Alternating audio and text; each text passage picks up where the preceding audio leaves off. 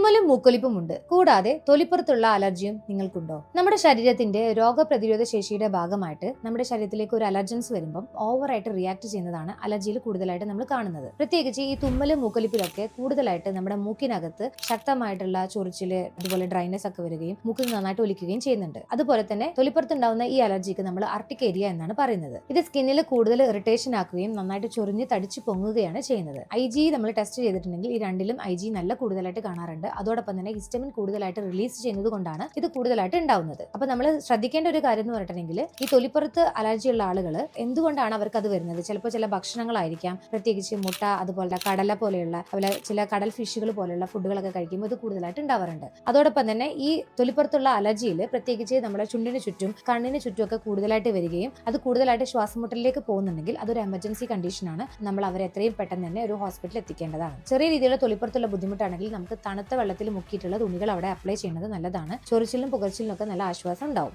എന്താണോ triggering factor അത് കണ്ടെത്തുക, അത് ഫുഡിൽ നിന്ന് മാറ്റി വെക്കുക. അതോടൊപ്പം തന്നെ ഈ തൊലിപ്പുറത്ത് ഉണ്ടാവുന്ന ഈ അലർജിക്കും എല്ലാത്തിനും സ്ട്രെസ് വളരെയധികം ഒരു ഫാക്ടറായിട്ട് കാണുന്നുണ്ട്. സ്ട്രെസ് കൂടുതലുള്ള ആളുകൾക്ക് ഇത് കൂടാനും ചാൻസ് ഉണ്ട്. തുമ്മലും മൂക്കൊലിപ്പും കുറയ്ക്കാൻ വേണ്ടിയിട്ട് താൽക്കാലികമായിട്ട് നമുക്ക് ചെയ്യാൻ പറ്റുന്നത് ആ സമയത്ത് നന്നായിട്ട് സ്റ്റീം ഇൻഹലേഷൻ ചെയ്യുക എന്നുള്ളതാണ്. തൊലിപ്പുറത്തുള്ള അലർജി കുറയ്ക്കാൻ വേണ്ടിയിട്ട് തുണി തണുത്ത വെള്ളത്തിൽ മുക്കിയിട്ട് എവിടെയാണോ നിങ്ങൾക്ക് അലർജിയുടെ ബുദ്ധിമുട്ടുള്ളത് അവിടെ അപ്ലൈ ചെയ്യുന്നത് നല്ലതാണ്. ഇതൊക്കെയാണെങ്കിലും ഇതിന്റെ ബേസിക് ആയിട്ടുള്ള റൂട്ട് കോസ് നിങ്ങളുടെ ബോഡി കാണിക്കുന്ന അലർജി ടെൻഡൻസി ആയതുകൊണ്ട് തന്നെ പ്രോപ്പർ ആയിട്ടുള്ള ട്രീറ്റ്മെന്റ് അത്യാവശ്യമാണ്. എന്നാൽ മാത്രമേ നമുക്കിത് നല്ല രീതിയിൽ കൺട്രോൾ ചെയ്യാൻ പറ്റുകയുള്ളൂ. നിങ്ങൾക്കും ഇതുപോലെ സ്കിന്നിൽ ഈ ഒരു ബുദ്ധിമുട്ട് ഉണ്ടാവുന്നുണ്ടോ? എന്നാൽ താഴെ കമന്റ് ചെയ്യൂ.